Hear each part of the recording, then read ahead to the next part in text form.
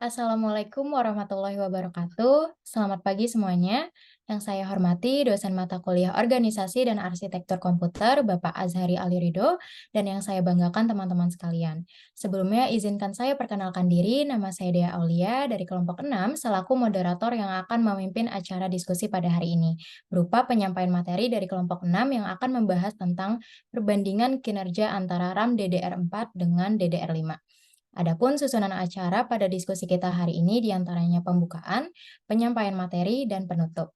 Baik teman-teman, langsung saja kita mulai ke sesi yang pertama yaitu pembukaan. Sebelum acara diskusi dimulai, alangkah baiknya marilah kita mengucapkan basmalah bersama-sama. Bismillahirrahmanirrahim. Boleh di next?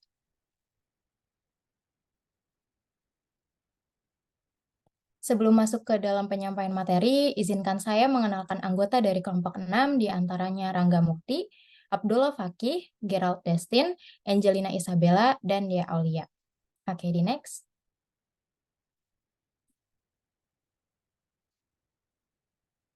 Baik, selanjutnya kita masuk ke pembahasan materi. Sebelum kita membahas lebih jauh mengenai DDR4 dan DDR5, di sini saya akan menjelaskan terlebih dahulu mengenai apa itu RAM.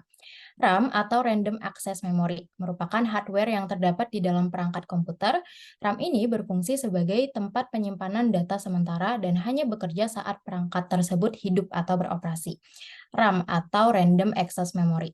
Sesuai dengan namanya, berarti memori yang dapat mengakses data secara acak atau random. Itu artinya data pada RAM dapat diakses secara acak oleh CPU tanpa harus melalui urutan tertentu. Ini memungkinkan CPU untuk dengan cepat menyimpan dan mengambil data yang dibutuhkan oleh program yang sedang berjalan. RAM atau Random Access Memory memiliki 3 karakteristik utama, yaitu yang pertama adalah kecepatan. RAM memiliki kecepatan akses yang tinggi, yang memungkinkan CPU untuk menyimpan dan mengambil data dengan cepat selama komputer sedang berjalan. Kecepatan RAM diukur dalam megahertz atau gigahertz. Lalu karakteristik yang kedua adalah volatilitas. Salah satu karakteristik kunci dari RAM adalah volatilitasnya. Ketika daya listrik dimatikan, data yang disimpan di dalam RAM hilang. Oleh karena itu, RAM digunakan untuk menyimpan data sementara selama komputer dalam keadaan menyala. Lalu karakteristik yang terakhir adalah kapasitas. RAM memiliki kapasitas yang menentukan seberapa banyak data yang dapat disimpan sementara. Kapasitas RAM diukur dalam gigabyte atau terkadang terabytes. Besar kapasitas RAM dapat memengaruhi kinerja komputer, terutama ketika menjalankan aplikasi yang membutuhkan banyak memori. Oke, di next. Selanjutnya ada jenis-jenis dari RAM. Terdapat beberapa jenis RAM yang umum digunakan, antara lain yang pertama adalah DRAM, Dynamic Random Access Memory, merupakan jenis-jenis RAM yang disegarkan atau di-refresh oleh CPU secara berkala agar data yang ada di dalamnya tidak hilang. Keuntungan dari DRAM ini adalah kesederhanaan struktural karena hanya membutuhkan satu transistor dan kapasitor yang diperlukan per bit, dibandingkan dengan 4 buah transistor SRAM. Lalu yang kedua ada CD-RAM, Synchronous Dynamic Random Access Memory, merupakan RAM lanjutan dari DRAM. Umumnya CD-RAM lebih cepat dibandingkan DRAM. Kecepatan RAM ini bisa mencapai 100 hingga 133 MHz.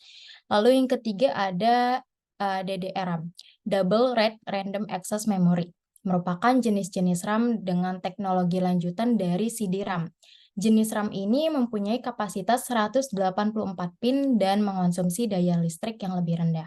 Lalu yang keempat ada RDRAM, Rambus Dynamic Random Access Memory. Proses kerjanya lebih cepat dan umumnya lebih mahal dari CD-RAM. Jenis CD-RAM ini digunakan pada perangkat komputer yang menggunakan Pentium 4 dan slot memori mencapai 184 pin. Lalu yang kelima ada SRAM, Static Random Access Memory, merupakan jenis-jenis RAM yang dapat menyimpan data di dalamnya tanpa harus ada penyegaran atau refresh dari CPU. Jenis RAM ini memiliki proses kerja yang lebih cepat dari DRAM atau CD-RAM. Lalu yang keenam ada EDORAM, Extended Data Out Random Access Memory, merupakan jenis-jenis RAM yang digunakan pada perangkat dengan operating system Pentium dan cocok dipasang pada komputer dengan bus mencapai 66 MHz. Lalu jenis RAM yang terakhir adalah NVRAM, Non-Volatile Random Access Memory, merupakan jenis memori komputer dengan akses acak yang biasanya digunakan untuk menyimpan konfigurasi. Dan untuk materi selanjutnya akan disampaikan oleh teman saya Gerald, kepadanya dipersilakan. Baik, sebelumnya terima kasih kepada Dea yang telah mempersilahkan saya untuk melanjutkan materi selanjutnya, yaitu tentang perbandingan RAM DDR5 dengan RAM DDR4. Oke, sebenarnya terkait spesifikasi lebih detailnya, ini sangat banyak ya, perbandingan antara DDR5 dan DDR4, tetapi ini saya garis besarkan, saya rangkum beberapanya. Jadi, oke, mulai dari ini teman-teman bisa dilihat dari yang sebelah kiri ini adalah RAM DDR5 dan sebelah kanan ini adalah RAM DDR4. Nah, kita mulai dari perbedaan data rate-nya ya. Data rate yang dimiliki oleh RAM DDR5 itu bernilai 3.200 sampai 6.400 MT per S atau mega transfer per second. Nah, ini balik lagi tergantung dengan brand yang yang memproduksinya ya. Cuma kisaran teknologi yang dapat diampu oleh RAM DDR5 ini sekitar 3.200 MHz atau mega transfer sampai 6.400 mega transfer. Sedangkan yang dapat dimiliki oleh DDR4 hanyalah sekitar 1.600 mega transfer sampai 3.200 mega transfer. Atau kalau misalkan teman-teman lihat di spesifikasi RAM itu tulisannya megahertz ya, MZ gitu, megahertz. MHz.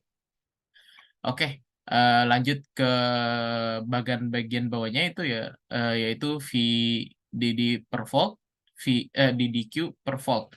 Nah, ini tuh apa sih? Ini adalah power voltase yang menandakan apa ya, power source atau energi yang digunakan oleh si RAM-nya ini sebesar berapa gitu. Nah, energi atau power yang dapat dipakai oleh DDR5 itu sekitar 1,1 volt sampai 1,8 volt. Sedangkan DDR4 itu bisa memakai sampai 1,2 atau sampai 2,5 volt. Nah, dari sini kita bisa menyimpulkan bahwasannya RAM DDR5 itu memiliki efisiensi power atau energi yang lebih efektif ketimbang dari DDR4. Jadi kan lebih boros gitu ya kalau misalkan DDR4 ini, karena dia dapat mencangkup power sampai 2,5 volt. Tuh. Oke, kita lanjut ke bagian selanjutnya, yaitu internal VREF. Nah, ini terkait dengan teknologi yang dimiliki oleh si RAM tersebut ya, teman-teman. Di DDR5 ini dia memiliki teknologi VREF DQ, VREF CA, dan VREF CS. Sedangkan di DDR4 dia hanya memiliki satu teknologi yang dimiliki oleh teknologi dari DDR5, yaitu hanyalah VREF DQ. Nah, apa sih ini? Ini adalah peningkatan margin voltase yang lebih rendah dan menghemat BOM cost atau Bill of Material atau bahan baku pembuatan yang lebih ekonomis. Jadi intinya teknologi yang dimiliki oleh RAM DDR5 ini itu lebih canggih daripada RAM DDR4. Selanjutnya adalah device density-nya. Device density yang dimiliki oleh RAM DDR5 itu bermacam-macam ya, dari 8 GB sampai 64 GB. Sedangkan RAM DDR4 ini minimum produksinya itu dia 2 GB dan maksimalnya itu hanyalah sampai 16 GB. Jadi ini kayak kapasitas memorinya gitu loh yang tersedia di pasaran. Kalau RAM DDR4 ini memang minimalnya itu mereka menjual yang dari 2 GB. Tapi maksimalnya itu hanya mencapai 16 GB. Sedangkan yang DDR5 ini ya minimumnya itu paling kecil 8 GB dan yang paling besarnya adalah 64 GB. Atau ini balik lagi ya kepada brand eh, yang memproduksi ya. Nah, karena beberapa yang saya lihat itu dari tergantung brandnya juga, kadang ada yang bahkan mengunlock yang tadinya DDR5 ini hanya mentok di 64 GB, mereka bisa memproduksi sampai lebih dari 128 GB. Jadi ini balik lagi kepada teknologinya, maksudnya brandnya. Oke, yang terakhir, bagian terakhir adalah bank groups ya. Bank groupsnya ini seperti tadi, jika DDR5 ini memiliki opsi dari 8 GB kali 4, bisa kali 4, bisa kali 8, atau bisa langsung kali 16 gitu. Ini biasanya pemakaian untuk server sih ya, RAM untuk server. Sedangkan yang eh, dimiliki oleh DDR4 itu hanyalah kali 16, kali 4, atau kali 8. Dan ini opsinya ini lebih dikit ya intinya ya teman-teman ya, daripada opsi di DDR 5. Ini tuh apa sih? Ini adalah peningkatan bandwidth yang lebih kencang ya teman-teman ya. Oke. Mungkin segitu saja yang dapat saya sampaikan. Selanjutnya akan dijelaskan oleh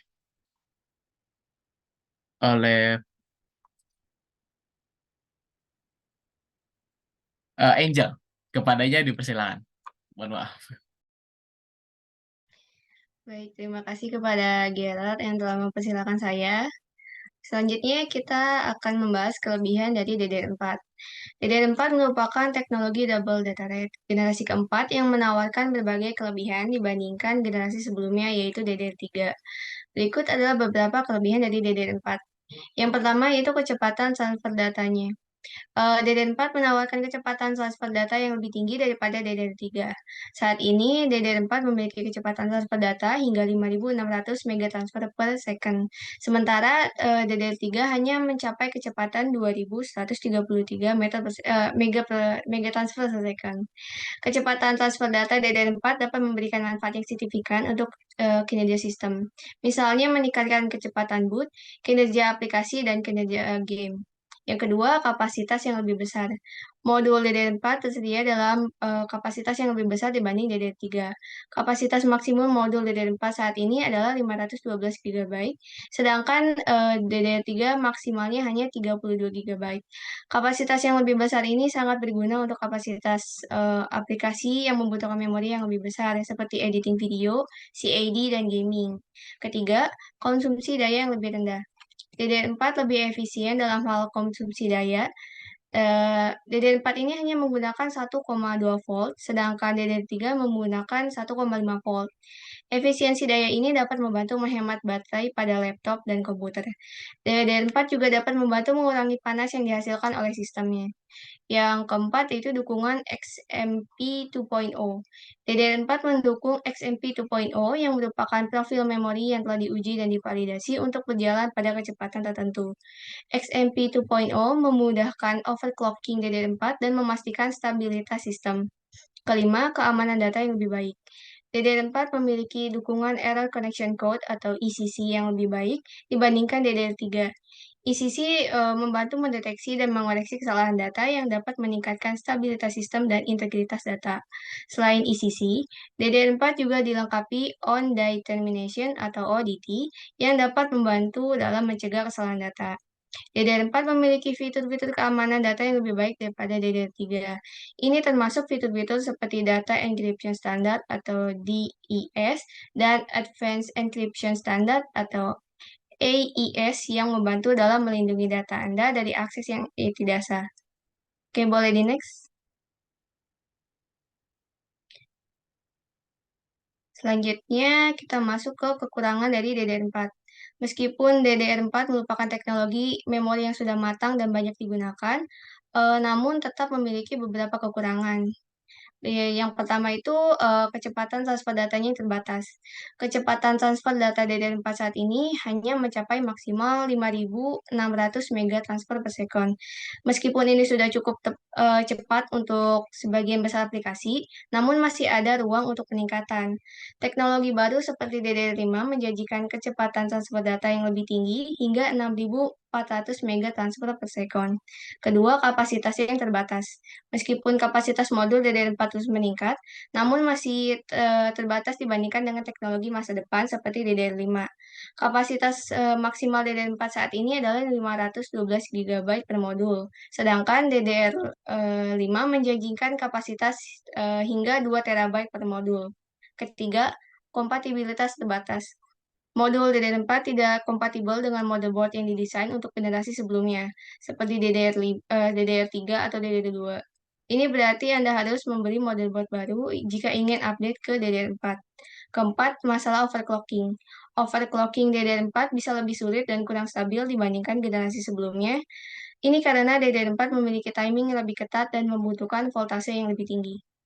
Baik, sekian pemaparan saya. Mungkin pemateri selanjutnya akan dipaparkan oleh rekan saya, Paki. Kepadanya silakan. Oke, terima kasih sebelumnya kepada Angel yang telah mempersilahkan saya untuk memaparkan materi selanjutnya. Ya, di sini tadi kan udah disinggung yang kelebihan dan kekurangan dari DDR4 sendiri. Nah, mungkin yang saya akan bahas kali itu kelebihan dan juga kekurangan dari si DDR5 sendiri. Nah, mungkin langsung saja pada kelebihan dari DDR5 yang pertama ini memiliki kecepatan data yang cukup tinggi. Nah, DDR5 ini mempunyai kecepatan transfer data hingga 6,4 GB per second.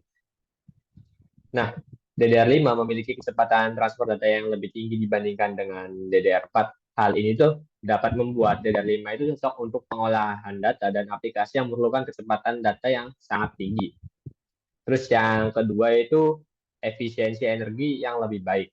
Nah, DDR5 ini sudah hanya memerlukan tegangan voltase sebesar 1,1 volt untuk menjalankan RAM-nya.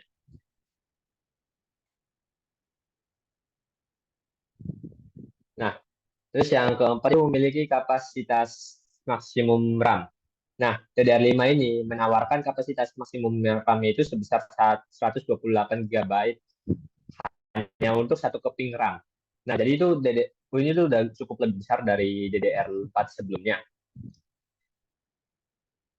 Nah, dengan adanya kapasitas RAM yang semakin besar, ini tuh akan meningkatkan kecepatan dan juga efisiensi dari transfer data dari RAM itu sendiri. Terus yang keempat itu ada kompatibilitas dari si DDR5. Nah, DDR5 ini sudah kompatibel ya dengan prosesor generasi yang terbaru gitu.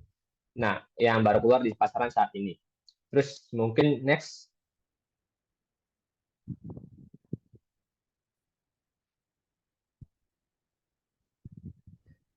Nah, kekurangan dari DDR5 sendiri itu mungkin yang pertama itu komitmen produksi yang lebih tinggi.